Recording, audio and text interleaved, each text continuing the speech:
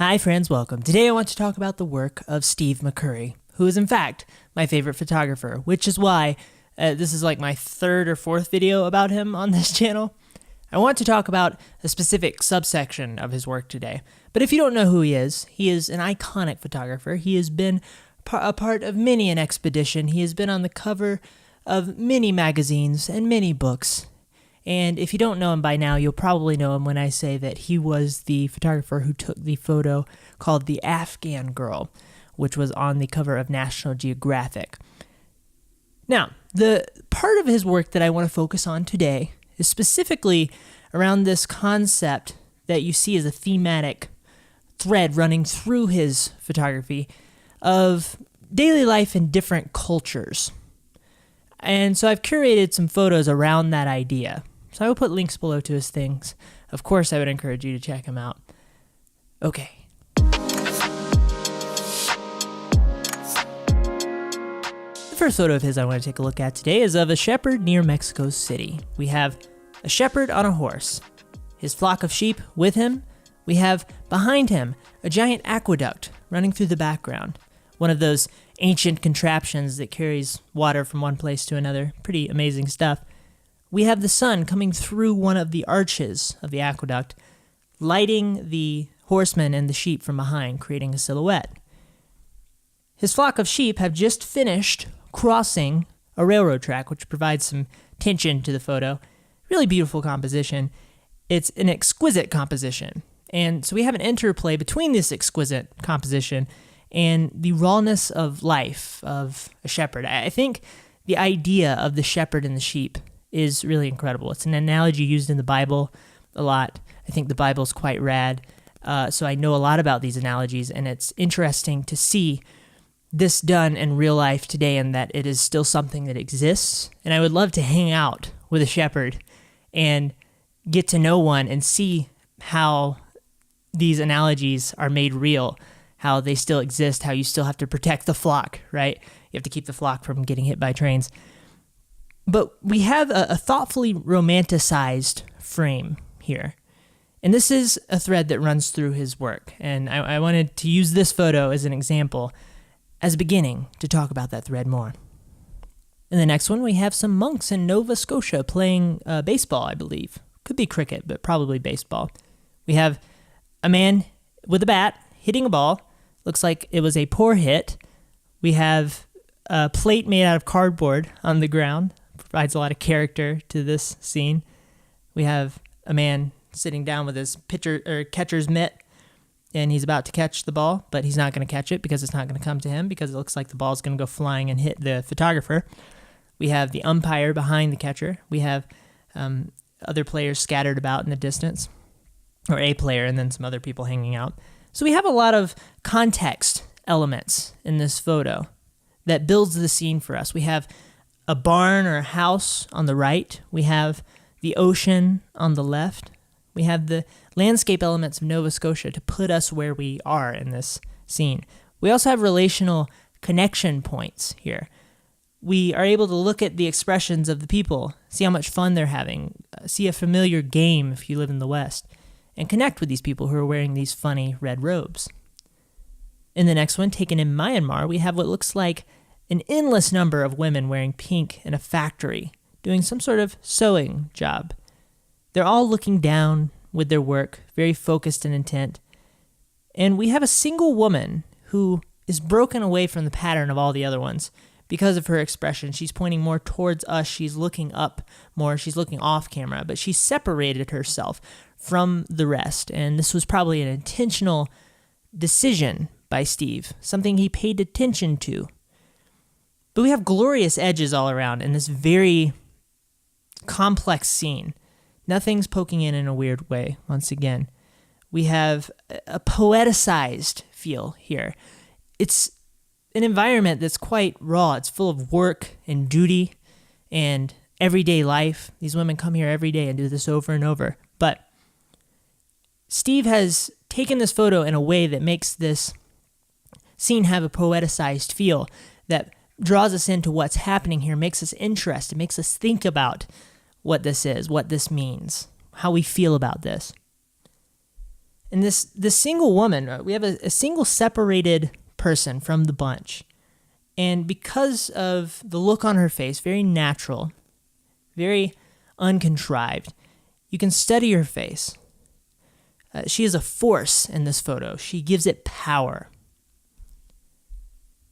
We have another one taken in Pakistan. We have weapons makers standing around what looks like 50 caliber machine guns. And this is another example of him taking photos of what is normal life in many places and bringing it to us in a way that feels very elegantly composed, right? Everybody's standing around in a way that feels like a painting. We have the boy with his hand just resting on the barrel of the gun, 2 men in the background, separated from the boy, and then another man in the far background. They're all working. But his separation of people is something that is really unbelievable in his work. This is hard to do. It's very hard to get people to cooperate, especially when they're just going about their thing. You're not posing them. You're waiting for them to fall into the proper alignment. You're waiting for serendipity to occur. But 50 caliber machine guns are normal life in some places, and I think that's an important story to tell. And I love the way he did it here. And another thing this photo speaks to is his bravery and passion for telling stories. Steve is willing to go into places that can be rather dangerous. And you're not going to be able to tell these stories unless you have the bravery and passion that he does to go into these type of places. So don't get frustrated if you want to tell more compelling stories if you're not choosing to be more brave. And this may not mean you have to go to Afghanistan. This may just mean you have to move across the country to the west if you're a landscape photographer, for example. This applies in many different ways. In the next one, we have a fisherman in Myanmar. He is standing in a green, swampy-looking area, casting out his net. The net is in an elegant full bloom as it makes its way to the water. But in the background, we have an interesting contrasting element here. We have these enormous spherical tanks, some sort of factory operation. So this asks you some questions. It's a stark psychological contrast. Now, when it asks you these questions, though, it doesn't shove you with an agenda. It gently nudges you. It says, what do you think about this?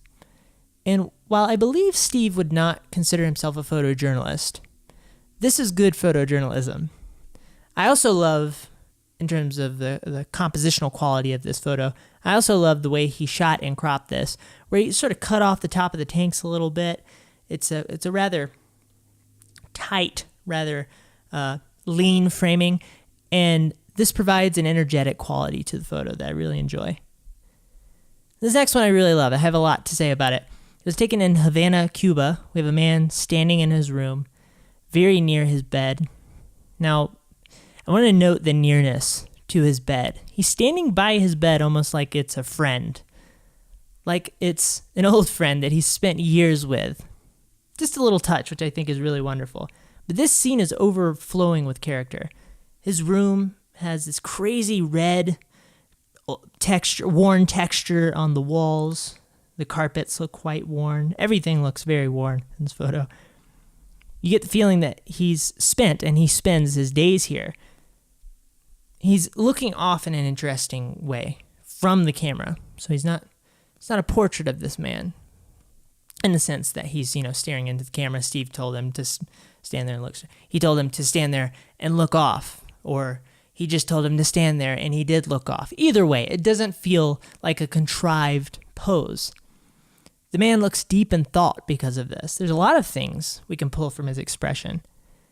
He's in the center of the frame, and putting a subject in the center of the frame helps you make no mistake that they're the subject of the photo. And you often get this feeling, and you definitely get it here, and you get it with a lot of different photographers, that the scene is built around the subject. And that's a really nice, pleasing effect. We have, sitting on his desk, we have Che Guevara, I believe it is, like a little poster. So that makes you go, okay, what are the beliefs of this man? What does he think? What do I think about his beliefs? Once again, asking you questions. but not violently shoving you and punching you in the face with an agenda. But overall, this photo gives you the feeling that you were in his world for a moment. We have another one of a man repairing a bus in Myanmar. And we have these 3 buses lined up side by side in a pattern. We're looking onto them from a diagonal angle. Nice blue colors, red plates. They match each other. So, patternicity. But the man is laying underneath the bus as he's repairing it with bare feet, which provides a lot of character to this photo. I really enjoy it. We have a beauty in the mundane feel. He's just going about his day. He just had to fix the bus that day. But here comes old Steve making this into beautiful artistic poetry. Once again, we have the subject in the center. Looks like the frame is built around him. In the next one, we have a man reading a newspaper in a retirement home in Myanmar. We have a 50 millimeter-esque, slightly pointing down on the subject kind of feel here. And this is a technique that Steve uses a lot, and a lot of photographers use a lot. And it's so timeless. It's such a wonderful way to take a photo. But it is very hard to master. We also have the man holding the newspaper, and the newspaper is covering part of his face. But on the back of the newspaper is another face with a serendipitously similar skin tone to the man holding the newspaper. So we have this wonderful effect.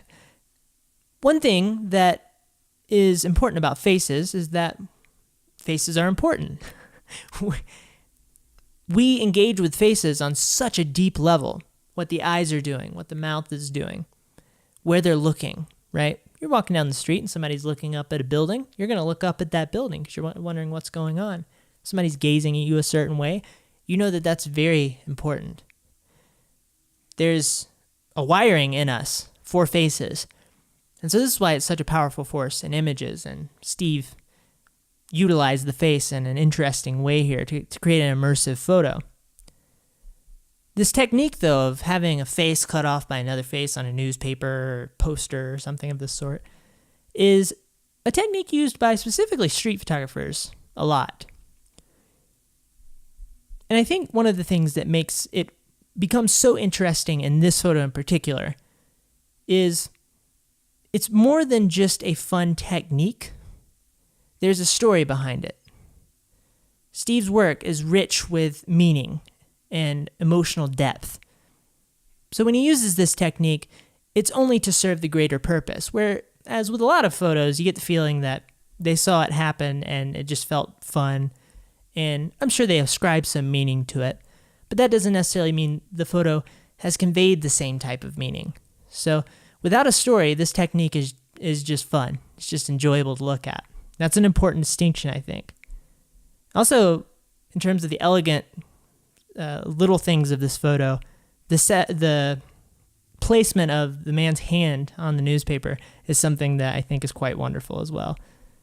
In the next one, we have a person sewing at a high-fashion tailor shop in the center of Porto Novo, Benin. Hopefully I pronounced that correctly.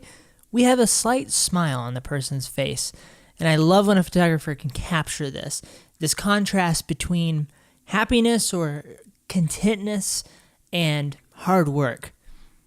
We have an expression of the hands that is interesting to me because you see that the person is pushing the article of clothing through as they sew it. We have a layering here that is something that I see in Steve's work a lot, and it's a unique take on layering. Oftentimes, he will use doorways.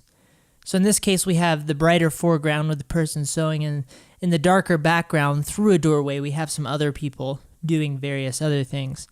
So we have this nice separation. We have the light difference, which is important, and we have more intrigue introduced into the photo. We have more of a story being told, more context. This reminds me of a painting, The Death of Socrates. A similar type of layering occurs. I was looking over it and I thought of that. Both this photo and that painting are very good. This next photo was taken in India, and I've mentioned it before in a previous video about Steve McCurry. I wanted to reintroduce it within the context of what we're talking about today. I love this photo. We have a man roughly in the center of the frame. he is in a warm pocket of light. He is the brightest point in the frame, so your eye starts there, and then it wanders throughout the frame to the other pockets, which are made up of cooler light. This photo is roughly 3 layers, made up of people. The people sort of create the separations. We have a man on the right-hand side climbing his way up some steps. And then on the left-hand side, we have the ocean and a group of 3 people. There's a boy sitting on a ledge looking out thoughtfully. This is an example of the ridiculous serendipity that Steve is able to capture. It demonstrates his talent and probably his patience as well. We have someone in a boat in mid-stroke. Looks quite nice. And then somebody sitting down low. So this photo is... He captured the expressions masterfully here. They are glorious. But also the way that when he was there, the way that he saw this and turned this into a photo is something that I think a lot of photographers would not necessarily be able to do. They might see one part of this scene. They might see just the man, flip it portrait, and get the shot of him because he's sitting there and that's the only element that was intact for the photo at that moment. But in this case, perhaps he waited, 20 minutes, I'm just guessing, 20 minutes for everything to align perfectly. You can never take a worse photo by being more patient. The next one, we have a monk at a monastery in India. And the building behind him, which I assume is part of the monastery, is yellow, this beautiful yellow color. We have a monk walking in the foreground on the right third. On the left third, we have an interesting extrusion, a rounded extrusion from the building, which is an element of interest. So we have a minimalistic feeling photo here. And we have patterns happening here. This reminds me of my most recent video about the photographer known as Yosigo on Instagram. And I mentioned that his photos were very dreamlike and polished. Now in this case, we have something a little bit different. Steve's photos feel more raw. But there is a romanticized quality, like I've been mentioning. There is a poetic aesthetic here. Ooh, wow. I feel like a black preacher. Let me take a sip of water. I think one of the things that makes this photo feel less dreamlike is the injection of a human element, the person, into the frame. So he gently draws our interest into this person's daily life by the way that he constructed this photo. Very good. We have a boy selling bread in Afghanistan next. There's these rounded pieces of bread on the left-hand side, red cloth behind the bread, and then some wonderful bluish greenish tones all around. So nice color palette going on here. We have a boy in a window on the right-hand side. He has his thumb rested on, or his head kind of rested on his hand, which is kind of draped over the window, and his thumb is just touching his bottom lip. And Steve has these little elegant expressions scattered throughout his work as well. Definitely a mark of his style. And this photo feels more constructed than many of his others. Many of his are very raw, as if he just was there at the right time. And perhaps this one was similar in the way that it happened. Sometimes you have a hard time knowing, but it feels a bit more constructed. And he does this sometimes, and the Afghan Girl is a good example of this, where that's just a portrait. He actually went up to this girl and said, "I want to take a photo of you.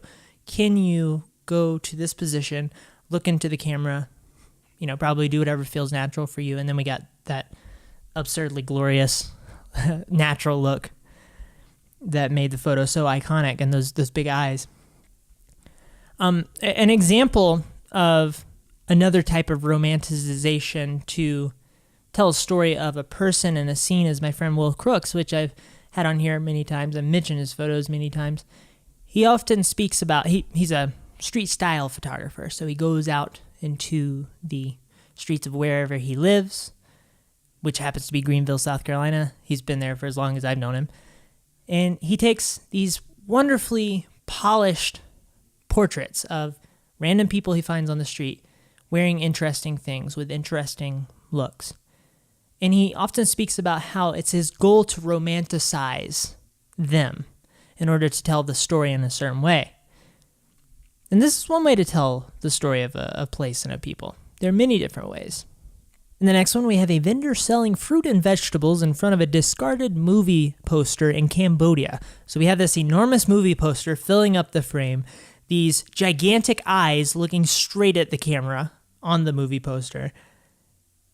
He's used this movie poster to once again poeticize this scene, to draw us into an analyzation of a normal occurrence for the people who are selling their things here. So we have 3 living beings in this scene, and all of them are moving. He's introduced some motion blur into this, which creates some energy. Now, slight movements. They're not running around. They're all sitting there, but it's a little touch, which I think is quite wonderful. One of the things that you can achieve from actually leaving your house and going to actually leaving most photographers will leave their house. So I'm going to be more specific. Actually leaving your comfort zone and going to new places and unique places around the world is you come across scenes like this. You come across photos that you never would have come across in the town you're staying in now, for example. In the next one, we have a family outside of their home in Paraguay. This one feels rather constructed in a fantastic way. It is a proper environmental portrait. All of the humans in this frame, I say humans because they're dogs. That one in the front's a little bit cute. Just a little bit, though. The humans are staring at the camera. It's a portrait. We have the house and further environmental elements all around, giving us a lot of context. But the people in the frame are in lovely positions. I am quite envious of Steve's ability, a lot of photographers' abilities, to pose people in these ways that feel very natural. My brain has a hard time thinking that way. We have the man with his hand gently resting on one of the posts of the roof of the house. We have the 3 women standing in the doorway. One is standing up, and there's a sort of a stair-stepping motion from the back woman to the front woman. The one in front of her is crouched down. The one in front of her also crouched down. So nice separation. Everybody has their place. And I like how all of the people play against each other here. The relationship between all of them. You also have 3 dogs. So a group of 3, once again. We enjoy those. Our minds like those. 3 dogs walking by. It is unbelievably difficult to get a single dog to do something intriguing in a photo. I have one. He got 3 dogs to be in a wonderful position with nice separation. Another one over on the other side, laying down. It's glorious. I absolutely love it. So very thoughtful posing, very thoughtful overall composition. This photo demonstrates great talent. We have another one taken in Yemen, a desert scene. We have desert huts around, interesting walls that don't feel like they would be up to any sort of American building code. We have 3 men laying down, relaxing on some cots in the front yard area. We have a camel feeding on some grass on the ground. We have a boy in mid-stride running by. His ability to get 5 living beings to cooperate in a photo. Once again, a man of great talent. In the next one, we have a family at home in Honduras. This one looks like it could have been posed to some degree, but it also feels quite organic, like it could have actually happened in the world. But perhaps he had a bit of a hand in organizing the pieces to just their right place. I am steadily amazed with his ability to demonstrate a feeling of people's relationships with one another and their relationships with their environment. We have the mom, I assume, in the background. Once again, we have a doorway creating a layer, an extra dimension to the photo.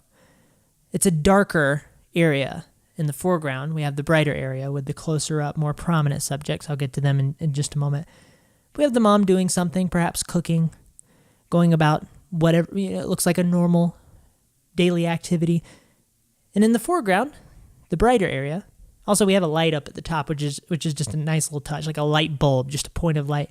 But in the foreground, we have, I assume, the father sitting down with his little girl right next to him. She's very close to him. He has his hand gently rested on her head. She's looking up at him. He's holding a coffee cup in his, what is that? I had to do the math, left hand. And then there's a boy on the other side of the doorway on a bench. So we have a pattern of two benches here, repetition. But the boy is sitting down, his foot propped up on the bench, and he's holding, I suppose, an iPad, focused in on that iPad. So his relationship with the iPad. Oh, I love this one. It's really good. The next one, we have a boy with his donkeys in Yemen. On the left-hand side of the frame, we have the boy hugging the donkey's head. We have another donkey, and then we have another person separated from that donkey. So there's just a little bit of room between the top of the donkey and the person's feet, carrying something on their head. Looks like they're making their way towards this beautiful castle city in the background. This is a rather bizarre landscape to many of us in the world, anybody who doesn't live in precisely this environment. And what you need when you have this type of landscape is a relatable element in a scene. And in this case, the relatable element is the warm expression on the boy's face of love for his donkey. This photo feels very organic, but very organized. The next one, we have another example of unfamiliar people doing familiar things. We have a man sitting down in a tent, some sort of housing arrangement made up of tarps, and the support looks like it's a tree, and then like there's a stick over here holding up the other side. This is his shelter. And this is a man who's wearing something that you wouldn't normally see somebody walking down the streets of New York City wearing. He's sitting down reading a book. It's a connection point. We like to read books, right? We enjoy the occasional sit down, cross your legs, and go deep in thought into some sort of journey, or I don't know, maybe he's reading a cookbook or a textbook, I don't know. But once again, a connection point. And the next one, we have a shepherd feeding his goats in Pakistan, and there are a lot of good things going on in this photo. His hand is holding a couple of green, it's like, wheat stalks or something of that sort. I'm not a cropologist. He's holding these green objects and feeding a bundle of goats down low. In his other hand, he's carrying a whole bunch of this stuff. And then we have a warm expression. He's looking straight at the camera.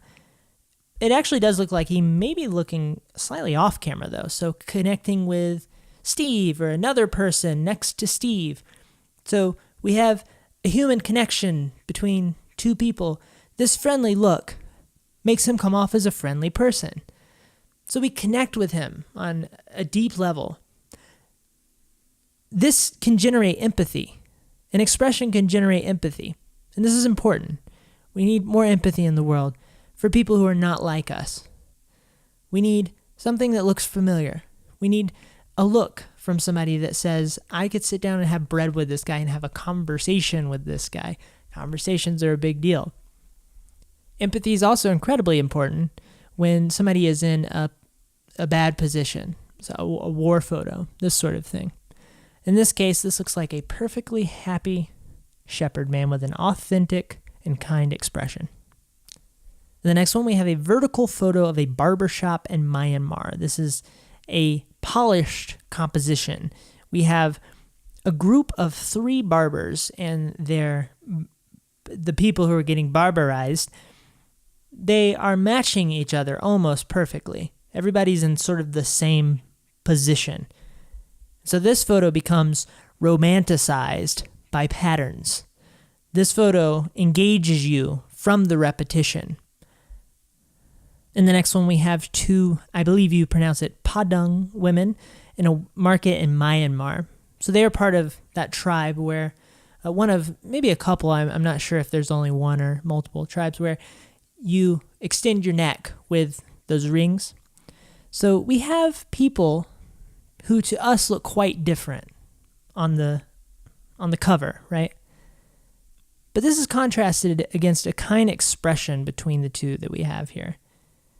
We have the woman on the right leaning into the woman on the left, putting her face on the other woman's face. A very loving connection. So we have unfamiliar people doing familiar, kind, warm things. In the next one, we have a scene that is rather different visually than a lot of Steve's scenes. We have a couple in Budapest laying down in bed after perhaps a long day. The woman closest to us is laying in what looks like an incredibly uncomfortable position to be reading a book. But I don't know, more power to her. Maybe gravity's different in Budapest. We have a man further away from us, looking over his shoulder, away from the woman. An interesting thing to be noted. Maybe they hate each other. He's looking over his shoulder to the left, watching a very small, very old-looking television with his hands crossed. So some peculiar body positionings here.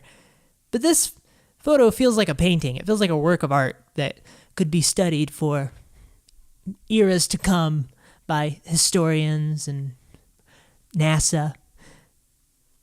One thing that I love about Steve's work is his photos feel saturated, dripping with humanity. There's not a stronger thread that ties his work together than that. In the next one, we have a portrait of a nomad woman in a yak hair tent in the Himalayas. Come on, millennials, when are you going to start working yak hair into your interior design? This photo is rich with context. We have all sorts of knickknacks hanging around. We have a couple of pots on the left-hand side. We have some cloths on the right-hand side hanging up. We have some bigger pots that I assume are used for cooking, but they're so bizarre looking that I don't know exactly what they're for specifically. The woman is giving us such an authentic and natural expression. You feel like you're looking into her soul. There's nothing that feels contrived about what's coming off of her. It's glorious. It's a very dark scene overall. She also has a couple of little bowls in her hand. This is just a little pinch of intrigue. And Steve does this quite a bit. I really like this photo. In the next one, taken in India, we have two Tibetan monks making their way through a doorway from a dark interior to a bright exterior, given that it is daytime outside. The light from outside is streaming into the room in certain areas. It's coming through a sort of mesh that makes up a window on either side. The photo is perfectly balanced, and it feels like it's built around the two monks once again, with them being in the center. This is a wonderfully composed photo once again. And finally, we have a photo that I decided to throw in at the last minute because I stumbled upon it and it was just so good. We have a man standing with a shovel in a steel mill in Serbia. It's very hard to say steel and mill back to back. I want to say steel meal, which is like a cereal with nails in it or something. Great way to start your week, by the way. We have a very fiery scene. The entire scene is filled with orange light. And a lot of this light seems to be coming from the death pit behind him. And that light is lighting up some giant metal machinery. This looks very otherworldly. Looks very dreamlike. The man has a weathered look on his face, as if he's been doing this for hundreds and hundreds of years. You get a sense that this is a very hardworking person, perhaps a man to be respected. Okay, in conclusion, when we look at Steve's photos, we are reminded of something valuable, and that is that we are all a variation of the same theme. That is the theme of humanity. He takes photos of many different cultures, many different people doing many different things. And you may never participate in those activities. You may never be in such a bizarre environment to your sensibilities. You may never build machine guns in Pakistan. You may never work at a steel mill in Serbia. But you're able to connect with perhaps a warm, friendly expression. And you're reminded that this person is made of the same stuff that I am. And that's an important story to tell. But I believe that Steve McCurry is, and I titled the video this, and the reason I did this is because I think it's such a perfect way to put what he is to me as a photographer and what I aspire to be more like in him. He's a magician of serendipities. He comes across moments in life that are very hard to capture in a photo from an emotional standpoint, but from a compositional standpoint. His ability to get things to align in such a profound and, trying to think of another word for perfect. Such a right way is amazing. His mastery of the craft is very inspiring to me. If you haven't checked out his work in more detail than this, then watch more of my videos, because I guess I've covered him in quite a bit of detail now. But also just go look at his photos, go to his website, look at them big. If there's an exhibition near you, if there's a place where you can see it in print, probably a good idea. But I would love to hear about other photographers that you would like for me to cover, and I would love to hear your thoughts about this video. I hope you have a lovely day. Goodbye.